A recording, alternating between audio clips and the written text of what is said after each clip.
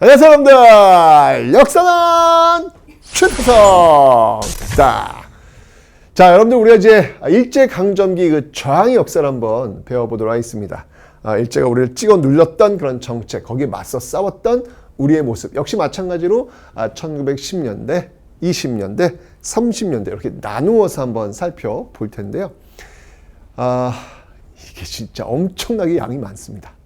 일제강점기 들어오면 진짜 공부하기 싫어진다라는 이야기를 많이 할 정도로 많이 힘들어해요. 왜냐하면 워낙 많은 사람과 워낙 많은 단체들이 존재하기 때문에 그렇습니다. 이걸 어떻게 다 외웁니까? 라는 이야기를 할 정도로, 허걱할 정도로 굉장히 많습니다. 그런데 여러분들, 한번 이렇게 생각해 보자고요. 만약 이 부분이 시험 낼 게 별로 없어, 외울 게 별로 없어, 알 게 별로 없어, 그렇다면 그 역사는 어떤 역사일까? 일제강점기 그 저항의 페이지가 아주 얇은 몇 페이지로 구성되어 있다면 그 역사는 비겁의 역사고 비굴의 역사일 겁니다. 이렇게 많은 사람과 많은 단체들이 존재한다는 사실, 이건 참으로 감사한 일이고 자랑스러운 일이다.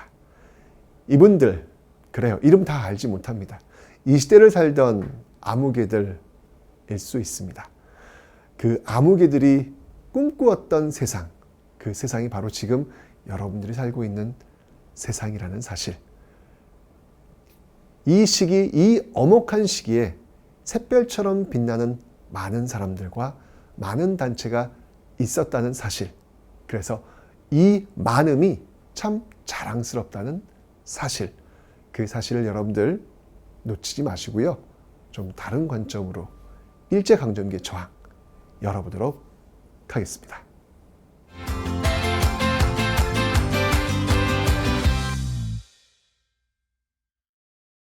자, 여러분들, 이 1910년대는요 크게 두 시기로 나눌 수 있을 것 같아요. 즉 3.1운동을 기점으로 그 이전의 역사, 즉 1910년대 3.1운동 그 직전까지 어떤 저항을 하였는가, 그것을 국내와 국외로 나누어서 보고, 바로 이런 에너지들이 모여가지고 이제 3.1운동이라는 거족적 민족 항쟁으로 분출하였구나 라는 그 흐름으로 여러분들이 따라오시면 되겠습니다. 자, 우선 여러분들 1910년대 그 독립운동을 볼 텐데요. 먼저 이렇게 국외와 그 다음에 국내로 나누어서 좀 한번 살펴보도록 하겠습니다. 국외는 이렇게 독립운동 기지를 건설하는 그런 단계였고, 그리고 국내에서는 바로 이 비밀결사들이 주로 활동했던 시기였구나. 이게 바로 1910년대 항일운동의 축이었구나라는 걸 알 수 있습니다. 자, 먼저 국외 독립운동 기지부터 한번 살펴볼 텐데, 자, 요 세 지역을 한번 좀 짚어보도록 하겠습니다.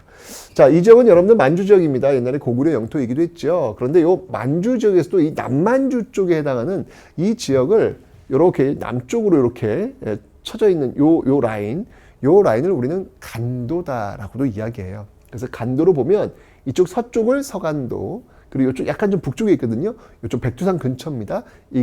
이쪽이 북간도, 그래서 서간도, 북간도, 이렇게 만주 지역을 좀 나눌 수 있고요. 그 다음에 이쪽은 이제 러시아령, 블라디보스토크, 연해주 지역이 되겠습니다. 그래서 요 세 군데에서 독립운동 기지를 만들고 있었던 당시의 모습들을 한번 좀 살펴보도록 하겠습니다. 자, 먼저 이 북간도 지역입니다. 이 북간도 지역으로 넘어갔던 회원들이 있는데요. 그 대표적인 회원들이 우리 이미 배웠어요, 여러분들. 바로 구한말 애국개몽운동의 대표적인 조직, 어느 조직? 그렇죠. 바로 신민회가 있더라 라고 하는 사실을 배웠습니다. 이 신민회 회원들이 이곳에 넘어가요. 대표적인 그 집안이 있다면 우당 이회영 집안. 이 집안은 여러분들 정말 재벌이었습니다. 이 명동 땅 일대를 거의 다 소유하고 있었던 그런 집안이었죠. 명동 땅, 그들이 갖고 있었던 땅값을 지금 땅값으로 계산하면 무려 2조가 넘어요. 어마어마하죠. 소값으로 계산하면 한 600억 정도가 되고요. 그러니까 엄청난 부자입니다. 예, 그들이 일본의 눈을 피해서 싸게 이 명동 땅 일대를 팔고 그 돈을 가지고 바로 이 지역, 이 서간도 지역으로 가서 땅을 사고 학교를 짓고 그리고 이곳에서 군인들을 양성하는 것이죠. 왜? 바로 항일 무장투쟁을 준비하기 위해서. 이 모습이 바로 1910년대 국외에서 보여주고 있는 독립운동 기지의 모습이다라는 것이죠. 이 신민회 회원들이 그 후원단체를 하나 만드는데요. 이 지역에 가서 그 후원단체가 바로 이 경학사다라는 겁니다. 경학사다라는 건데, 이 경학사의 어떤 그 후원 속에서 만들어진 학교, 뭐 신흥학교, 신흥중학교 이후에 정착한 그 유명한 학교가 바로 여러분들 신흥무관학교다. 신흥무관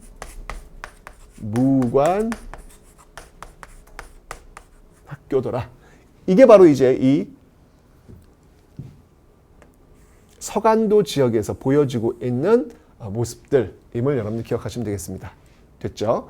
자, 그 다음에 여러분들 이 북간도 지역을 한번 볼 텐데, 북간도 지역도 역시 후원단체가 있어요. 근데 특히 이 지역은 대종교, 우리 앞에 배웠죠, 여러분들? 대종교는 뭘 믿는 종교라 그랬죠? 단군입니다. 그 단군을 믿는 그 종교 단체들이 중심이 돼서 만든 조직이 하나 있었는데요. 자, 그 조직이 어떤 조직이냐면, 바로 중광단이라는 조직이 있어요. 중광단이라는 조직이 있습니다. 중광단.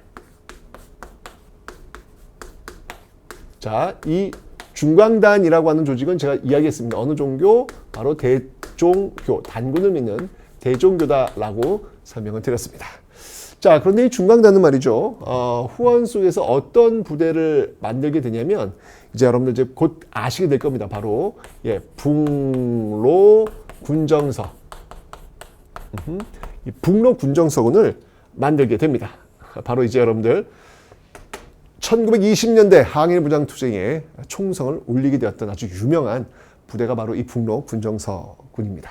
자, 이런 어떤 모습들이 지금 만들어지고 있고요. 지금 이렇게 만들어지고 있고요. 그 다음에 이제 연해주 지역을 한번 좀 살펴보도록 할 텐데요.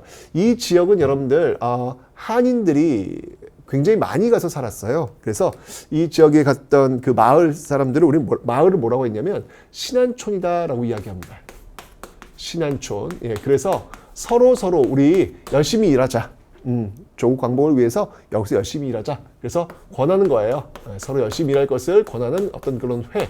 이런 것들을 만들어가지고 또 역시 마찬가지로 뭐 군대라든지 어떤 정부 이런 걸 만드는데, 이때 이들이 만들었던 조직이 뭐였냐면 바로 대한광복군 정부였습니다. 이 대한광복군 정부는 어찌 본다면 우리나라 역사상 최초의 임시정부의 형태가 아닐까라는 생각이 드는데요. 어쨌든 오래 가지는 못합니다. 어쨌건 이런 어떤 조직들이 지금 연해주 지역에서 이렇게 활성화되고 있다라고 하는 것을 여러분들 기억해 놓으시면 되겠습니다. 됐죠? 자, 국외에서는 바로 이렇게 학교도 만들고, 그리고 뭐 여기 이제 이 지역에 이제 바로 서전서숙, 명동학교 이런 학교들이 여기 나오는 거예요. 이런 어떤 북간도 지역입니다. 이렇게 이제 국외독립운동 기지가 만들어지고 국내에서는 여러분들 비밀결사 조직들이 이제 활동하고 있습니다. 그 이유는 뭐냐면 이 당시가 바로 무단 통치, 헌병 경찰 통치였기 때문에 마음껏 활동하기 좀 어려웠단 말이에요. 그래서 이런 비밀결사 형태로 있었는데 한 두 가지 조직만 여러분 좀 기억하시면 될 것 같습니다. 굉장히 많이 있었는데 그 중에 하나가 어떤 거였냐면 바로 이 독립의군부라는 조직이 있었어요. 독립의군부. 자, 이 독립의군부라는 조직이 있었는데 이 독립의군부를 이끌고 있었던 인물은 누구였냐면요. 바로 임병찬이란 인물이었고요. 이들이 지향하고 있었던 앞으로 독립되면 어떤 나라 모습을 만들 거야? 라고 묻는다면 이들은 복벽주의였습니다. 복벽주의. 이 복벽주의라 하면 바로 회복시킨다는 거예요. 그러니까 옛 체제를 회복시킨다. 그러니까 다시 한번 황제를 앉혀가지고 그 전제 군주였던 그 모습들을 보이겠다를 지향하는 게 바로 이 독립의군부의 모습이었습니다. 사실 여기 이제 의자가 들어가니까 의병, 위정척사, 맞아. 그들은 성리학적 질서를 다시 만들려고 했던 모습들이 있었지. 그러겠네. 이런 어떤 느낌들을 여러분 가지시면 될 것 같아요. 자, 그리고 여러분 또 어떤 조직이 있었냐면요. 여기 이 대구 지역에 활성화되었던 조직이 하나 있습니다. 그 조직이 어떤 조직이냐면 바로 대한광복회라는 조직이 있었어요. 대한광복회 라는 조직이 있었는데 이 대한광복회를 이끌고 있었던 인물은 누구였냐면 바로 박상진이라는 인물이었습니다. 아, 근데 이분 이력이 독특하세요. 판사 출신의 독립운동가예요. 그런데 판사 계속했으면 잘 먹고 잘 살았을 텐데 1910년 이 8월 29일 나라가 망했던 그 즈음에 사표 내시고 내가 앉아 있을 자리는 판사 자리가 아니라 그 앞자리다라고 하면서 바로 이 대한광복회를 이끌다가 1910년대 바로 비밀결사 투쟁하다가 결국 1921년 형장의 이슬로 사라지셨던 그런 분입니다. 자, 어쨌건 이 대한광복회는요, 지향하고 있었던 시스템은 바로 공화정이었습니다. 이게 이제 독립의군부와의 어떤 차이점이 되겠습니다. 그래서 여러분들 꼭 좀 기억을 해 놓으셔야 되겠습니다. 굉장히 잘 나오는 그런 단체들입니다. 자, 이렇게 여러분들 1910년대 보시면 알겠지만 그 엄혹한 무단 통치 시대였음에도 불구하고 국내에서 수많은 비밀 결사들이 결성되었고 나라를 되찾기 위한 그런 움직임들이 지금 만들어지고 있었다라고 하는 것을 여러분들 기억해 놓으시면 되고요. 자, 국외에서는 이렇게 독립운동 기지가 만들어지고 있었다는 사실. 자, 이렇게 국내외에서 이런 활동들이 모여졌기 때문에 이제 거족적 민족 항쟁이라는 에너지가 뿜어질 수 있었던 거예요. 그게 그냥 갑자기 튀어나온 게 아니라는 것이죠. 그런 의미에서 3.1운동 이전에 국내의 비밀결사와 국외의 독립운동 기지를 들여다볼 필요가 있다라는 겁니다. 자, 이들의 에너지가 모여져서 이제 다음 사건으로 이어집니다.